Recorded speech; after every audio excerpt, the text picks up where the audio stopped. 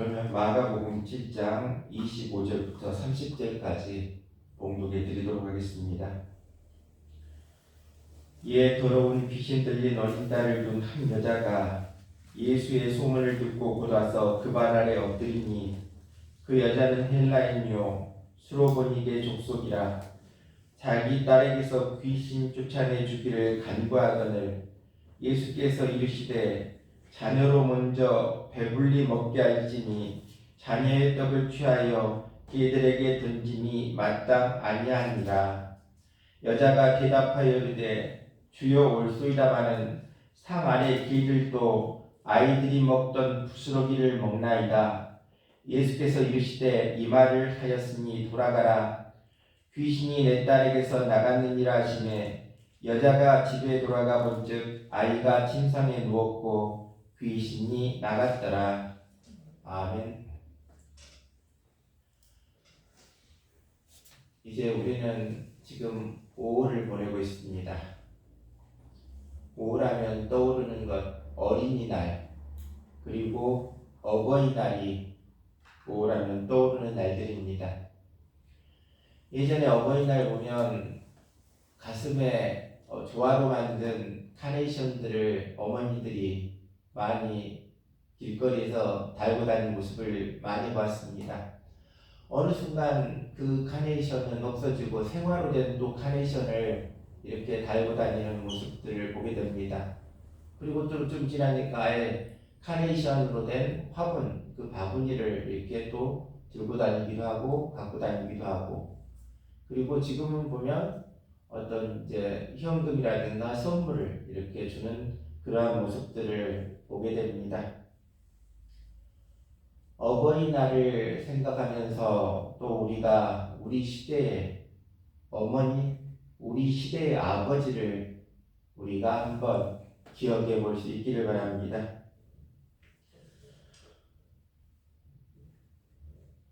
우리 인간이 태어나서 성인이 될 수 있는 것들은 바로 이 땅에 존재하는 부모라는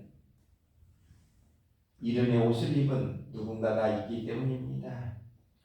사실 이 누군가는 우리들처럼 개인의 이름도 있지만 어느 순간부터 부모라는 옷을 입은 채 가족들을 위해 험한 세파를 온몸으로 헤치고 또 세월을 버무린 친화력으로 지혜를 얻으면서 가족들을 지킨 분들이 바로 부모라는 이름을 가진 사람들이라는 것입니다.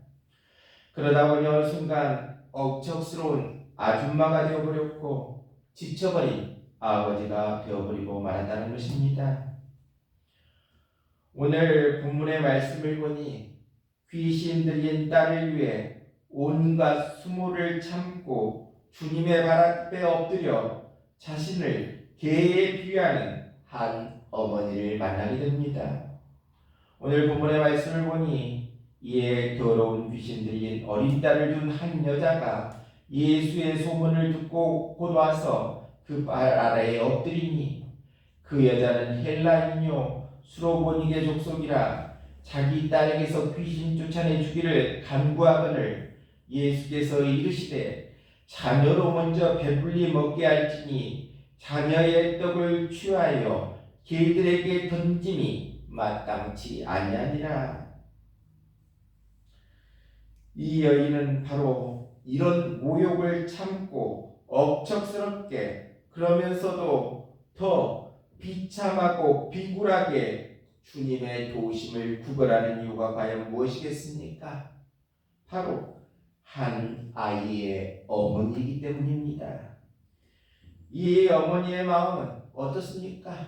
내 딸을 살릴 수만 있다면 걔가 아니라 더 어떠한 모욕도 감내하고자 하는 마음이 있었다는 것입니다. 어떻게 하든 내 딸을 살려야 된다. 나는 어떻게 되든 상관이 없다. 내 딸을 꼭 살려야 한다는 부르짖음이, 울부짖음이 오늘 말씀에 담겨 있음을 보게 됩니다. 그렇습니다. 자녀가 아플 때 차라리 내가 아픈 것이 낫지, 내가 고통받는 게 낫지, 아픈 자식을 또 죽어가는 자식을 도저히 볼 수 없어 울부짖고 외치는 우리 어머니의 모습이 오늘 우리는 수로보니게 여인을 통해 우리 또한 보게 됩니다. 그렇습니다. 어떤 어머니의 마음이 이와 같지 않겠습니까? 그렇기에 수로보니게 여인이 우리 마음에 오늘도 더 와닿는다라는 느낌이 오늘도 들게 됩니다. 모세의 어머니 요게벳이 있습니다. 모세의 어머니 요게벳, 어린 나이를 강물에 떠보니 했던 어머니의 마음, 애국 공주에게로 떠내려가게 하긴 했지만은 이 어린 아이가 어떻게 될지 앞날을 전혀 알 수 없기에 얼마나 불안한 모습을 보였겠습니까? 그럼에도 분명 하나님께서 구해주실 것이다. 그러므로 떠나보내는 그러한 어머니의 모습을 우리는 보게 됩니다. 요게벳의 노래라는 그러한 우리가 노래가 있습니다. 그 노래 내용의 가사는 다음과 같습니다. 작은 갈대 상자 물이 새지 않도록 역청과 나무진을 칠하래. 어떤 마음이었을까 그녀의 두 눈엔 눈물이 흐르고 흘러 동그란 눈으로 엄마를 보고 있는 아이와 입을 맞추고 상자를 덮고 강가에 띄우며 간절히 기도했겠지. 정처 없이 강물에 흔들흔들 흘러내려가는 그 상자를 보며 눈을 감아도 보이는 아이와 눈을 맞추며 주저앉아 눈물을 흘렸겠지. 너의 삶의 참 주인, 너의 참 부모이신 하나님, 그 손에 너의 삶을 맡긴다. 너의 삶의 참 주인, 너를 이끄시는 주 하나님, 그 손에 너의 삶을 드린다. 갈대 상자에 담아서 강물에 보낸 그러한 모습을 보게 됩니다. 갈대 상자는 어떤 모양입니까? 네모 모양입니다. 상자는 되게 네모 모양입니다. 상자를 물에 띄었다.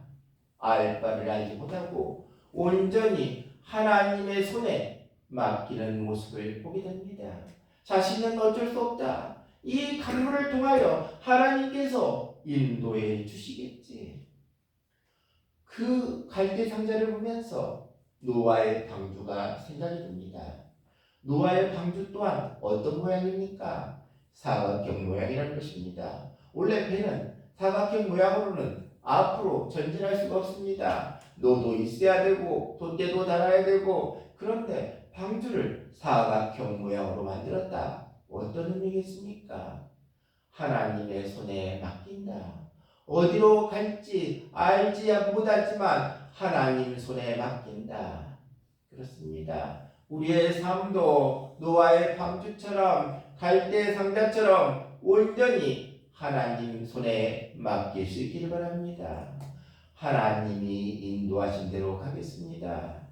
하나님이 말씀하신 대로 가겠습니다. 하나님이 보내주신 그곳으로 저는 가겠습니다. 이와 같이 온전히 하나님께 맡기며 나아가는 우리 모두 될 수 있기를 바랍니다.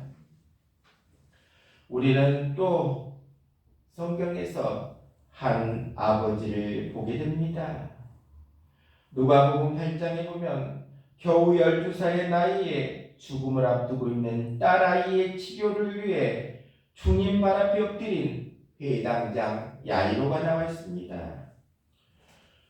누가복음 8장 41절을 보면 이에 회당장인 야이로라는 사람이 와서 예수의 발 아래 엎드려 자기 집에 오기를 간구하니 이는 자기에게 12살 된 외딸이 있어 죽어가미라. 이와 같이 말하고 있습니다.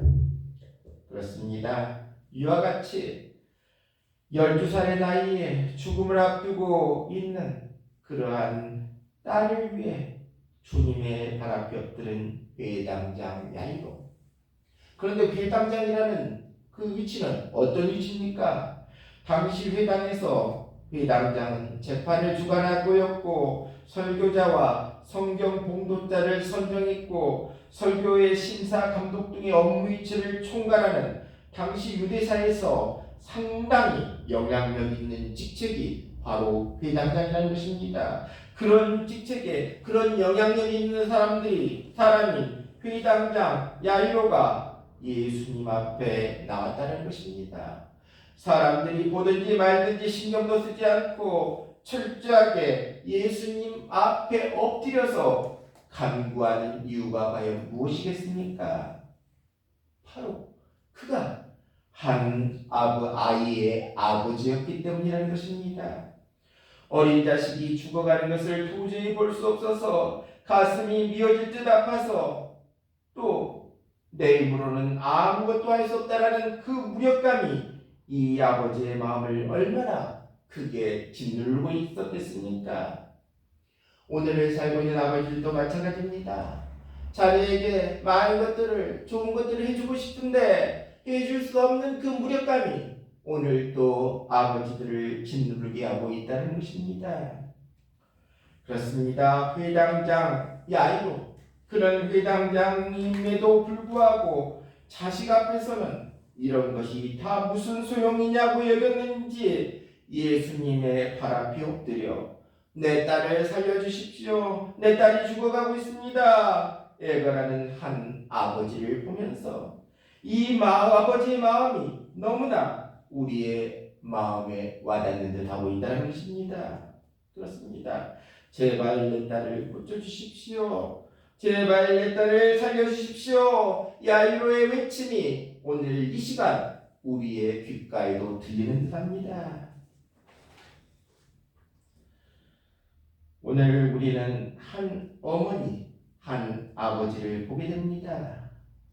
이들의 부르짖음, 이들의 외침에 우리 예수님께서는 어떻게 하십니까? 외면하지 않으셨다는 것입니다. 이들의 부르짖음에 외침에 외면하지 않으시고 고쳐주시는 예수님. 어쩌면 딸을 고쳐야 한다는 모정이, 어떻게든 딸을 살려야 한다는 부정이 예수님의 마음을 흔들었고 예수님의 능력의 역사를 보게 해주심을 보게 됩니다. 능력으로 역사해 주셨다. 이들의 마음을 보시고 능력으로 역사해 주셨다. 그렇습니다. 한 시대의 어머니로 산다는 것, 한 시대의 아버지로 산다는 것 어찌 쉬운 일이겠습니까? 이런 시가 생각이 납니다. 하루 종일 밭에서 죽으라고 힘들게 일해도 어머니는 그래도 되는 줄 알았습니다. 찬밥 한 덩어리로 대충 부뚜막에 앉아 점심을 때워도 어머니는 그래도 되는 줄 알았습니다. 한겨울 냇물에서 맨손으로 빨래를 방망이질해도 어머니는 그래도 되는 줄 알았습니다. 그런데 한밤중에 자다 깨어 방구석에서 한없이 소리 죽여 울던 어머니를 보느로는 어머니는 그러면 안 되는 것이었습니다. 그렇습니다. 이것이 어찌 어머니뿐이겠습니까? 아버지라는 옷에 갇혀 제대로 속마음도 비치지 못하고 울지도 못하고 젊은 시절에는 가장이라는 그 가면에 쌓여서 강한 척하다가 늙어서는 가족들의 눈치를 보는 아버지들, 이런 시가 있습니다. 아버지란 울 장수가 없기에 슬픈 사람입니다.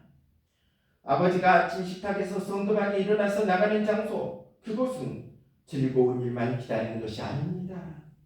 아버지는 머리가 새떨린 용과 싸우러 나갑니다. 그것은 피로와 끝없는 일과 직장 상사에게서 받는 스트레스입니다. 아버지란 내가 아버지 노릇을 제대로 하고 있나? 내가 정말 아버지다운가 하는 자책을 날마다 하는 사람입니다. 아버지는 이중적인 태도를 곧잘 취합니다. 그 이유는 아들, 딸들이 나를 닮아주었으면 하는 생각을 하면서도 또 나를 차라리 닮지 않아줬으면 하는 생각을 동시에 하기 때문입니다. 나이가 들수록 아버지는 훌륭한 분이셨고 아버지께서 살아계셨다면 좋은 조언을 들었을 텐데 라는 생각이 드는 사람입니다. 아버지란 돌아가신 뒤에도 두고두고 그 말씀이 생각나는 사람입니다. 아버지란 돌아가신 후에야 보고 싶은 사람입니다. 그렇습니다. 오늘 이 시대의 어머니로 아버지로 산다는 것 얼마나 귀하고 값진 일인가 다시 한번 돌아보게 됩니다. 화순 굴림미술관에 가면 2층에 나이든 아들이 늙은 아버지를 업고 있는 동상이 있습니다. 그 사연은 다음과 같습니다.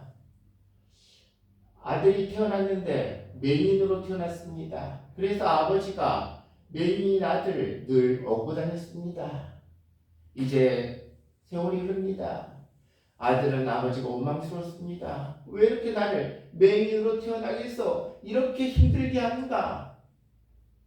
그래, 그 후에 세월이 흘러 아버지는 이제 요양원으로 들어가게 됩니다. 요양원에 들어간 아버지가 아들이 보고 싶다고 요양원 직원에게 이야기를 해서 아들이 요양원에 찾아오게 됩니다. 그때 아버지가 아들에게 부탁합니다. 나를 좀 업고 다오. 그래서 아들이 아버지를 업게 됩니다. 아들이 아버지를 업고 한 걸음 한 걸음 걸어가면서 아들은 생각했습니다. 이런 마음이었을까? 아버지가 나를 업고 걸어갈 때 이런 마음이었을까? 아버지는 또 생각합니다. 이런 마음이었을까? 내 등에 업힌 아들의 마음이 이런 마음이었을까? 이제 얼마 뒤에 요양원에서 연락이 옵니다. 아버지가 돌아가셨다는 연락이 옵니다. 그래서 아들이 요양원에 찾게 됩니다. 그때 요양원 직원이 말합니다. 아버지가 절대로 비밀로 해달라고 했는데 그 이야기를 이제야 합니다. 실은 아버지도 맹인이었습니다. 맹인 아들이 아버지가 맹인 아들을 그렇게 업고 다녔다라는 그 생각을 아들이 하니 아버지가 맹인인데도 나를 업고 다니셨구나. 그런 마음으로 그게 슬퍼했다라는 내용이 담겨 있다는 것입니다. 그렇습니다. 오늘도 우리는 생각합니다. 한 시대의 어머니, 한 시대의 아버지를 보면서 오늘 나는 어떻게 살아야 될 것인가? 그런데 거기를 뛰어넘는 하나님의 사랑이 우리에게 있음을 기억할 수 있기를 바랍니다. 나를 위해서 독생자까지도 아낌없이 나를 위해서 허락해 주신 그 크신 하나님의 사랑이 우리의 마음속에 다가오는 귀한 이 시간 될 수 있기를 바랍니다. 이런 글이 있습니다. 나는 아파도 병원 가는 것을 고민하는데 자식이 아프면 빨리 병원에 데려가는 당신은 사랑입니다. 이와 같은 이야기가 있습니다. 그렇습니다. 오늘 이 시간 부모의 사랑, 그보다도 뛰어넘는 하나님의 사랑이 오늘 이 시간 우리 가슴 속에 와닿는 귀한 이 시간 될 수 있기를 바랍니다. 하나님의 그 크신 사랑이 오늘도 우리 안에 넘쳐날 수 있기를 바랍니다. 우리 그 사랑을 우리 주위에도 전달할 수 있기를 바랍니다. 그 사랑이 내 가정 속에도 넘쳐날 수 있기를 바랍니다.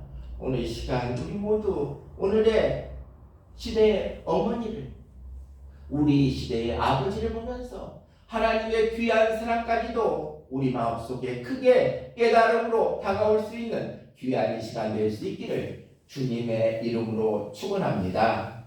아멘.